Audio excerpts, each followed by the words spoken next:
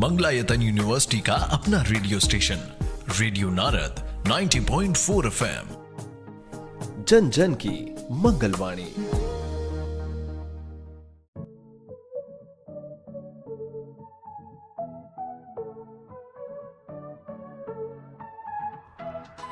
स्वागत है दोस्तों रेडियो नारद 90.4 FM से। मैं हूं आपके साथ आरजे याशी और प्रोग्राम शुरू हो गया है ज्ञान सागर। जी हाँ, जिसमें हम आपके ज्ञान को करते हैं और भी ज्यादा उजागर। दोस्तों, आज संचार जीवन का अभिन्न अंग बन चुका है। चाहे मोबाइल हो या टीवी, ये हर व्यक्ति की जरूरत है। लेकिन क्या आप ये जानते हैं कि आपकी सुविधाओं को हकीकत में बदलने का काम कम्युनिकेशन इंजीनियर्स का है।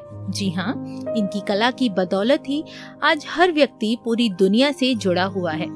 कम्युनिकेशन इंजीनियरिंग का क्षेत्र बहुत ही विस्तृत और चुनौतीपूर्ण रहा है। इंजीनियरिंग की ये शाखा रोजमर्रा की जिंदगी में एक महत्वपूर्ण स्थान रखती है। आइए आज के इस प्रोग्राम में कम्युनिकेशन इंजीनियरिंग को बारीकी से समझते हैं, जिसकी विस्तार से जानकारी देने के लिए आज हमारे साथ मौजूद हैं एक ऐसी शख्सियत जिनको इस विभाग से जुड़े करीब 15 साल का अनुभव है। कई सेमिनार्स अटेंड की हैं, मेरठ, गाजियाबाद और एटा जैसे शहरों में भी कार्य किया है और मंगलायतन विश्वविद्यालय से जुड़े हैं। दरअसल दोस्तों, मैं बात कर रही हूँ मथुरा निवासी मंगलायतन विश्वविद्यालय के institute of engineering and technology के इलेक्ट्रिकल एंड इलेक्ट्रॉनिक्स इंजीनियरिंग के assistant professor mister Vineet Kumar ji की। आज हमारे साथ हैं विनीत जी। आपका बहुत बहुत स्वागत है रेडियो नारद 90.4 FM में। Thank you ma'am. Vineet ji, आज हर व्यक्ति के हाथ में मोबाइल फोन है। बिना इसके जीवन गुजारना काफी चुनौतीपूर्ण हो सकता है और हमारे जीवन को आसान बनाने का श्रेय सिर्फ और सिर्फ इंजीनियर्स को जाता है। वहीं अगर हम इसको बारीकी से समझें तो कम्युनिकेशन इंजीनियरिंग को हम आसान भाषा में कैसे समझ सकते हैं और इसका इस्तेमाल कहाँ कहाँ किया जाता है? कम्युनिकेशन इंजीनियरिंग एक अत्यंत महत्वपूर्ण और तेजी से विकसित होने वाली शाखा है जी, जो जानकारी को एक स्थान से दूसरे स्थान तक कुशल, तेज और सुरक्षित तरीके से पहुंचाने की तकनीकों का अध्ययन कराती है। इसकी मदद से हम आवाज, वीडियो, टेक्स्ट और डेटा को वायु मार्ग, वायरलेस तार से वायर्ड, फाइबर ऑप्टिक्स या उपग्रह जैसे विभिन्न माध्यमों से एक स्थान से दूसरे स्थान तक भेज सकते हैं। आज के युग में जब संपूर्ण दुनिया डिजिटल हो रही है, कम्युनिकेशन इंजीनियरिंग हमारे दैनिक जीवन का अनिवार्य हिस्सा बन चुकी है। मोबाइल फोन पर बात करना, इंटरनेट चलाना, टीवी देखना, रेडियो सुनना, जीपीएस से दिशा पता लगाना, ये सभी इसी के उदाहरण हैं जी। इस क्षेत्र में कई महत्वपूर्ण विषय पढ़ाए जाते हैं, जैसे सिग्नल प्रोसेसिंग, मॉड्यूलेशन तकनीक, डिजिटल और एनालॉग संचार, वायरलेस नेटवर्क, एंटीना डिजाइन और सूचना सिद्धांत। इन विषयों के उद्देश्य सिग्नल को शुद्ध रूप से भेजना, रुकावट को कम करना और लंबी दूरी तक सही संदेश पहुंचाना। इसके माध्यम से हम न सिर्फ धरती पर बल्कि अंतरिक्ष में भी यान, उपग्रहों से संपर्क बना सकते हैं। जी विनीत जी, वहीं आपसे ये भी जानना चाहूंगी, क्या कम्युनिकेशन इंजीनियरिंग के प्रकार होते हैं और अगर हाँ तो वो कितने प्रकार की होती है? जी हाँ, कम्युनिकेशन इंजीनियरिंग के भी कई प्रकार होते हैं जो संचार के माध्यम, तकनीक और उपयोग के आधार पर वर्गीकृत किए जाते हैं। Number 1, analogue communication. इसमें जानकारी को निरंतर कंटीन्यूअस सिग्नल में भेजा जाता है। Number 2, digital communication. इसमें जानकारी को 0 और 1 बाइनरी के रूप में भेजा जाता है। यह अधिक विश्वसनीय, तेजी से कम और नॉइज इसमें बहुत कम रहता है। ओके। Number 3, wireless communication. इसमें जानकारी को भेजने के लिए केवल तारों का उपयोग होता है। Number 4, wireless communication. इसमें जानकारी को वायु मार्ग, एयर से भेजा जाता है बिना किसी तार के। यह सबसे अधिक उपयोग में आने वाली प्रणाली है। Number 5, satellite communication. यह संचार प्रणाली उपग्रहों के माध्यम से होती है। इसका उपयोग दूर दराज स्थानों और अंतरिक्ष में किया जाता है। उदाहरण टीवी ब्रॉडकास्ट, मौसम पूर्वानुमान, जीपीएस, अंतरिक्ष यान से संपर्क। Number 6, optical communication. इसमें जानकारी को प्रकाश लाइट सिग्नल के रूप में भेजा जाता है। आमतौर पर फाइबर ऑप्टिक केबल द्वारा यह बहुत तेज और उच्च बैंडविड्थ वाली तकनीक है। Number 7, mobile communication. यह प्रकार मोबाइल डिवाइसों के बीच संचार स्थापित करता है। 2G, 3G, 4G, 5G और अब 6G इसी श्रेणी में आते हैं। रेडियो एंड टेलीविजन कम्युनिकेशन, इसमें जानकारी को एक से कई लोगों तक ब्रॉडकास्ट किया जाता है। यह आमतौर पर एनालॉग या डिजिटल हो सकता है। यह कम्युनिकेशन इंजीनियरिंग आजकल सिग्नल से ही आगे बढ़ता है, सिग्नल पर ही डिपेंड है। जी विनीत जी, जैसे आपने बताया आजकल कम्युनिकेशन इंजीनियरिंग सिग्नल्स के द्वारा काम करती है, तो कैसे सिग्नल्स एक दूसरे से कनेक्ट होते हैं, थोड़ा समझाएंगे? सिग्नल वह माध्यम है जिसके जरिए कोई जानकारी जैसे आवाज, वीडियो, डेटा एक जगह से दूसरी जगह भेजी जाती है। ये सिग्नल इलेक्ट्रिकल, ऑप्टिकल या रेडियो वेव्स के रूप में हो सकते हैं। सिग्नल कैसे एक दूसरे से जुड़ते हैं? कम्युनिकेशन में सिग्नल्स को ट्रांसमिट और रिसीव करने की एक पूरी प्रक्रिया होती है। इसे कम्युनिकेशन सिस्टम कहा जाता है। इसमें चरण होते हैं। नंबर 1, ट्रांसमीटर, जिसको हम प्रेषक भी बोलते हैं। यह वह यंत्र होता है जो जानकारी को सिग्नल में बदलता है। Number 2, modulation. सिग्नल को इस प्रक्रिया से गुजारा जाता है जिससे वह बिना बिगड़े हुए लंबी दूरी तक पहुंच सके। Number 3, transmission medium. यह वह मार्ग है जिसमें सिग्नल एक स्थान से दूसरे स्थान तक जाता है। Number 4, receiver. यह सिग्नल को प्राप्त करता है और उसे फिर से समझने योग्य सूचना में बदलता है। Number 5, synchronisation. सेंडर को रिसीवर के बीच सही समय और गति तालमेल जरूरी होती है ताकि डेटा बिना गलती के जुड़े और समझा जा सके। सिग्नल्स आपस में तभी जुड़ते हैं जब उनकी फ्रीक्वेंसी और समय एक जैसे हों। जैसे मोबाइल नेटवर्क में 4G, 5G के नियम होते हैं। नॉइज कम किया जाता है जिससे सिग्नल साफ रहे।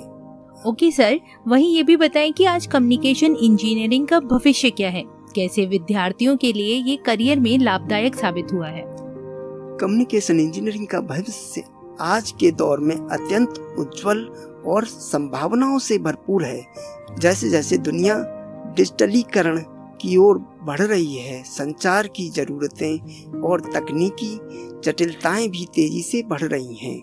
ऐसे में कम्युनिकेशन इंजीनियर्स की मांग हर क्षेत्र में तेजी से बढ़ रही है, चाहे वह मोबाइल नेटवर्क हो, इंटरनेट, सैटेलाइट या आर्टिफिशियल इंटेलिजेंस। भविष्य की प्रमुख दिशाएं 5G, 6G तकनीकें, नई पीढ़ी के मोबाइल नेटवर्क से तेज डाटा ट्रांसफर, IoT डिवाइसेज और स्मार्ट सिटी का निर्माण संभव होगा। Internet of things. भविष्य में अरबों डिवाइसेस जैसे स्मार्ट वॉच, घर के उपकरण, कारें आपस में जुड़कर डेटा शेयर करेंगे, जिसे संभालने के लिए कुशल संचार इंजीनियरों की जरूरत होगी। सैटेलाइट और अंतरिक्ष संचार, इसरो, नासा जैसी संस्थाओं में उपग्रहों, मौसम भविष्यवाणी, अंतरिक्ष यात्रा आदि के लिए संचार विशेषज्ञों की मांग बढ़ रही है। क्वांटम कम्युनिकेशन और साइबर सिक्योरिटी। भविष्य में डेटा की सुरक्षा को लेकर क्वांटम संचार और एन्क्रिप्शन तकनीकों में विशेषज्ञता की आवश्यकता होगी। जी विनीत जी, लेकिन आज की जनरेशन 2G से 5G तक पहुंच गई है और आगे आने वाले समय में और भी स्पीड बढ़ सकती है। ऐसे में कम्युनिकेशन इंजीनियरिंग इसमें कैसे मदद करती है? कम्युनिकेशन इंजीनियरिंग ही वह क्षेत्र है जो संचार के मूल सिद्धांतों जैसे modulation, demodulation, Fourier analysis, signal processing को समझता है और विकसित करता है। यह 2G से लेकर 5G और अब 6G तक की यात्रा की बुनियाद है। Number 2, high data rate. 5G तकनीक में बहुत तेजी से डेटा ट्रांसमिशन संभव हुआ है। इसकी वजह से उन्नत मल्टीपल एक्सेस तकनीकें जैसे OFDMA, MIMO, बीम फॉर्मिंग जो कम्युनिकेशन इंजीनियर्स द्वारा विकसित की गई है। स्पेक्ट्रम की कुशलता से उपयोग।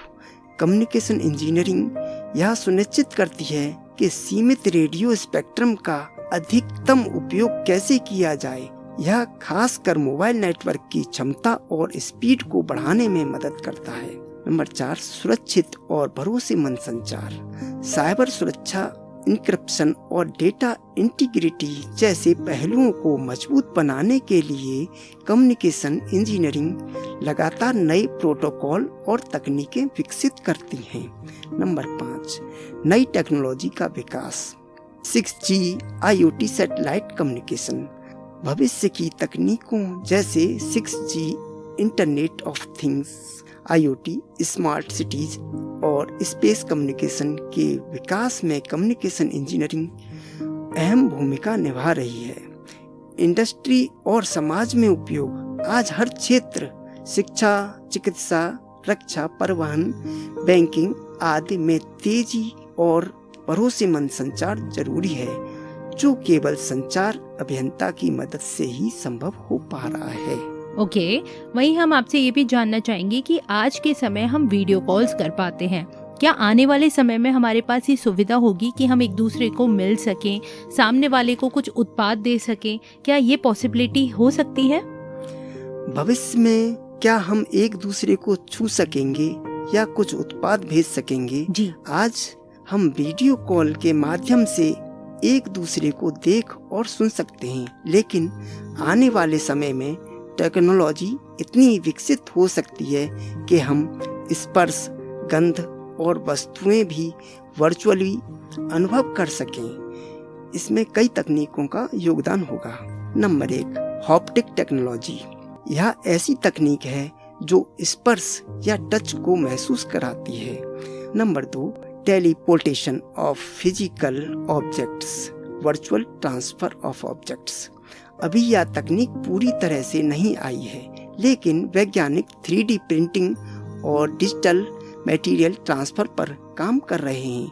उदाहरण, भविष्य में यदि आप किसी को एक चॉकलेट भेजना चाहें तो उसकी संरचना और सामग्री की जानकारी डिजिटल रूप में भेजी जा सकती है और सामने वाला व्यक्ति उसे अपने 3D प्रिंटर से बना सकता है।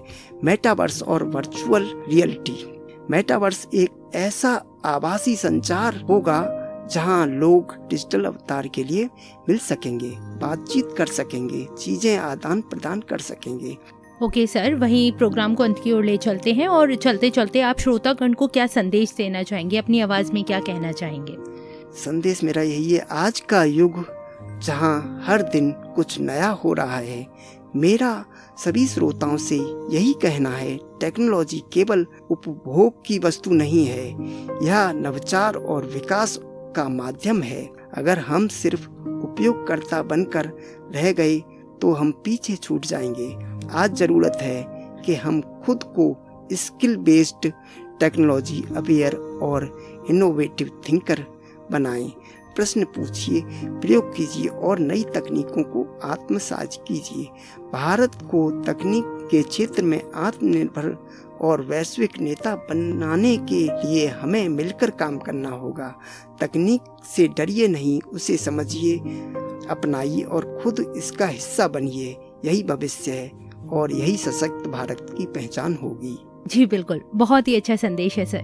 दोस्तों, आज तकनीकी बहुत आगे बढ़ चुकी है, जिसके कारण हम दूर बैठे व्यक्ति को भी पास से देख सकते हैं, उन्हें महसूस कर सकते हैं, उनसे बात कर सकते हैं, अपना संदेश भी उन तक पहुंचा सकते हैं। संचार एक ऐसा मंच है जो कई तरीके से व्यक्तियों को एक दूसरे से जोड़ कर रख सकता है। आइए उनके पीछे के हीरोज को नमन करते हैं। बाकी एक बहुत ही अच्छे संदेश के साथ मिस्टर विनीत शर्मा जी ने अपनी वाणी को विराम दिया कि तकनीकी से डरिए नहीं, उसे समझिए, अपनाइए और खुद उसका हिस्सा बनिए। यही भविष्य है और यही सशक्त भारत की पहचान है।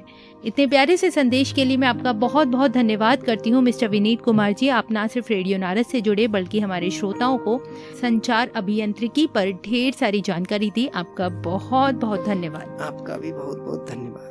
इसी के साथ दोस्तों, अब मैं लेती हूँ आपसे विदा। फिर मिलेंगे एक नए खास विषय के साथ, एक नए खास प्रोग्राम में, और करेंगे वहाँ पे बहुत सी इंटरेस्टिंग बातें एक नए मेहमान के साथ। तब तक के लिए मुझे यानी आरजे याशी को दें इजाजत।